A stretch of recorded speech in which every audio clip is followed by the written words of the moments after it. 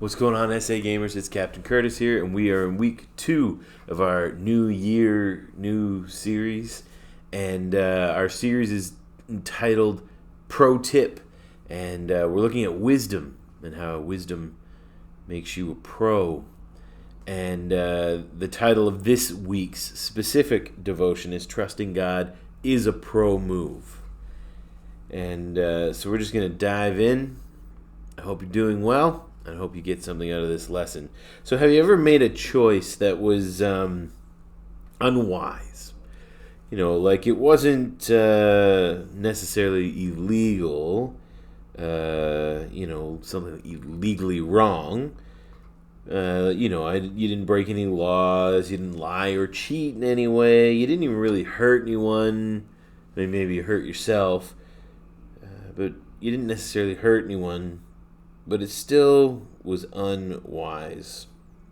Some choices obviously fall, right, in either a right or a wrong, or good or bad categories. Murder is clearly wrong. Stealing and cheating are undoubtedly wrong. They're not good things at all. But you already know that a lot of things, most things, aren't so simple. For example, lying. Okay, flat out, this is wrong. But don't we try to justify it? Saying things like, what if there are special circumstances? Say you have a friend who would be extremely hurt if you were honest about your opinion of their style. That can't turn out good for anyone. Wouldn't it just be better to lie and say you like the outfit? Or maybe you forgot to do your homework. Would it be easier to make up a story about why you forgot it than to tell the truth? I mean, what about your friends?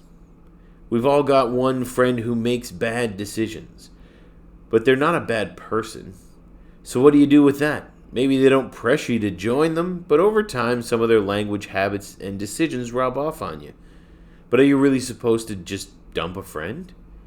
And aren't Jesus followers supposed to basically be friends with everybody? What are you supposed to do with a good person who isn't necessarily good for you? Or maybe nothing seems more gray than what you post. You know by now what to post to get a few or a lot more likes, and after all, everyone does it. But the things to get more posts often toe the line of what's appropriate, whether it comes at the expense of your reputation or of others. They're the kind of posts that just may be a little awkward or straight up haunt you at your first job interview in a few short years from now. So, should your profile be full of what gets the biggest response? After all, isn't that the kind of the point of posting in the first place? You could probably think of a million scenarios just like these, where the situation isn't as easy as saying this is right or that is wrong. Every day we encounter situations that fall somewhere in between. Situations won't always have a clear this is good or that is bad answer. So the question is, how do you make decisions when the answer isn't obvious? There's a word that summarizes the answer to all of these questions, and that word is wisdom. Now, there are a few ways to explain wisdom, but here's a simple way to think of it. Wisdom helps us avoid foolish decisions. And that's what the series is all about. Wisdom is really what stands in the gap between amateur and pro thinking, between rookie mistakes and decisions you'll one day be proud of. Over the next few weeks, we're going to look at some big ideas from the book of Proverbs. If you're not familiar with the Bible, Proverbs is a collection of thoughts, sayings, instructions about life, and other insights that are full of wisdom. Much of Proverbs was written by someone named Solomon, who was a king of ancient Israel, and at the time, Solomon was considered one of the wisest people in history. As we'll talk about over the next few weeks, Proverbs is a great place to go when you don't know what to do. For example, check out this verse. Trust in the Lord with all your heart and lean not on your own understanding. In all your ways, submit to him, and he will make your paths straight. That's from Proverbs 3. Trust God. Trust the one who made everything, including you. Who knows everything, and who knows how everything works. Plus, as Jesus made clear, he's a God who absolutely loves you, which means he can be trusted. So trust God. Trust God's understanding. And then don't only rely on your own understanding. I'll admit that this feels a little weird. You should trust yourself, right? We should go with what our gut is telling us, right? Okay, mostly yes. If you're in a dangerous situation, your gut tells you to run or yell for help, do that. But at the same time, we all know times we made decisions that were really awful. Sometimes we need more than just our gut instinct. Imagine that your little sibling wanted to argue with you about what happens at the end of Stranger Things, and don't worry, there won't be any spoilers. This sibling wants to argue with you about Stranger Things, but they've only seen the trailer. You've watched the entire show, and they've seen 2 minutes of it. I don't have to tell you this, but you know that you'll have a better understanding of how the show ends because you've seen the whole thing.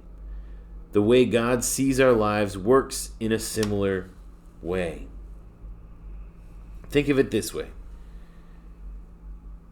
Think of the situation in life. For example, you found a piece of leftover pizza in the fridge that has been there for quite a few days. You're trying to decide whether or not it's okay to eat. The situation is represented by this marker and the dot I'm going to put on this piece of paper. Maybe you're 14. You've never been in this situation before. This is the first time in a situation, it's the first time you've ever been in this kind of situation. It's pizza. You don't see any mold, so what could it hurt? You eat it, and you don't feel so good the next day. So we're going to just put one dot right there. Maybe you're a senior, and you've been in this situation like this 3 times, and you've seen it happen 3 other times. And at least twice, someone's gotten sick from eating old pizza. To put a few more dots on the paper.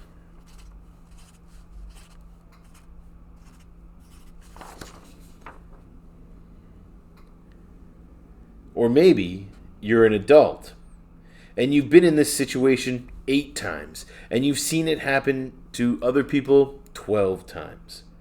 You can now name multiple occasions from your own life and others where eating something kind of old didn't end up well. Put some more dots.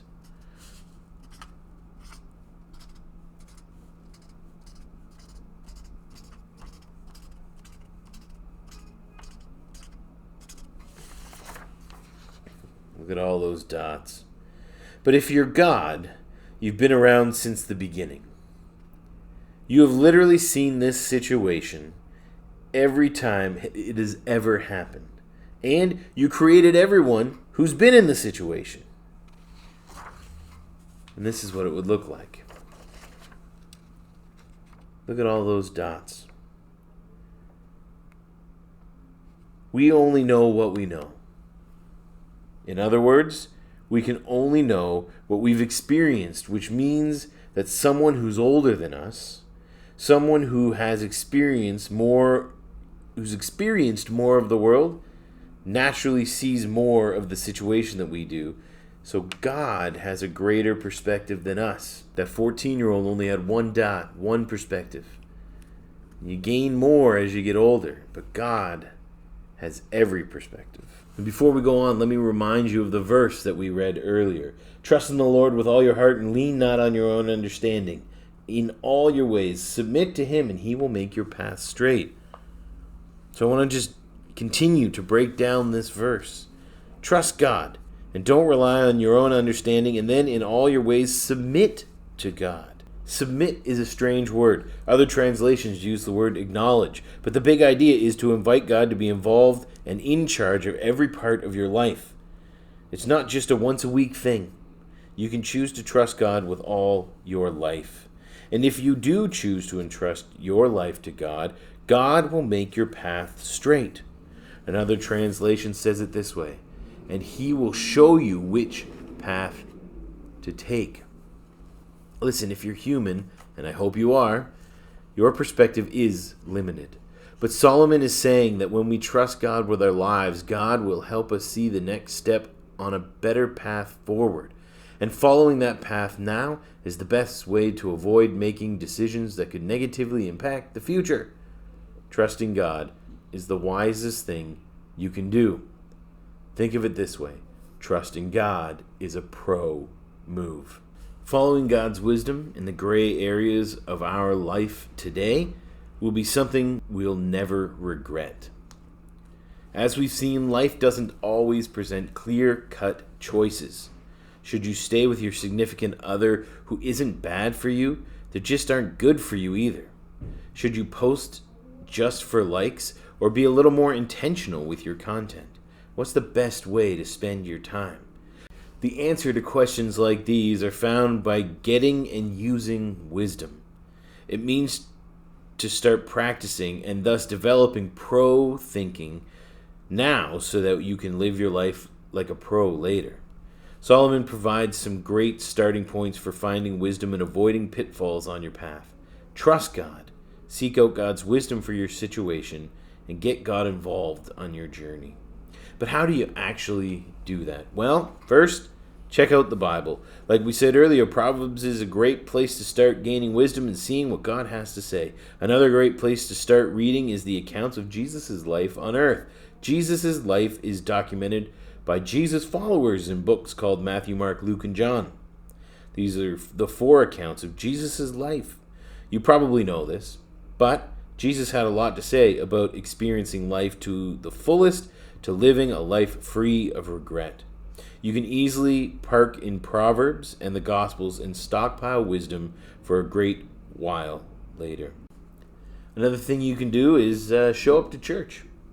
And by show up, I mean, yes, actually be there. But even more than that, choose to be dialed in. Choose to participate. Choose to listen and ask questions. Choose to be trustworthy as well as vulnerable. Just having a different perspective can help you see things you couldn't see on your own. And everyone at your church has lived a life that's different from yours. So talk to them. Share what's going on. Tell them about the decisions you're facing. I bet you have a lot of wisdom waiting at your church. And finally, talk to a trusted older and wiser adult. Remember, perspective is key. And this person has lived a different life and lived it longer than you. Chances are you know someone who would be glad to listen and offer their insights on what you're facing. Remember this: trusting God is a pro move. Everything happening in your life today will be part of your story. So what kind of story do you want your life to tell? If you want to tell a pro one, that doesn't happen overnight. Pro tip: it starts by leaning in to wisdom today. As I finish up, there are 2 questions I want you to think about. What if you did this? What if every time you had a decision to make, you actively trusted God, studied Scripture, and ran decisions by someone older in your life? What would your future look like if you made tons of wise decisions now because you decided to seek wisdom today? What if this is a great way to see God working in your life now and in the future? But also consider, what if you don't? What if you don't do those things, but instead you lean on your own understanding and make decisions with only your own perspective? What could go wrong? What could go right? What could you miss out on? As a young person, the choice is entirely up to you, but you owe it to yourself to at least think about how you make decisions and whether wise choices today lead to a better tomorrow. Well, I hope you learned something.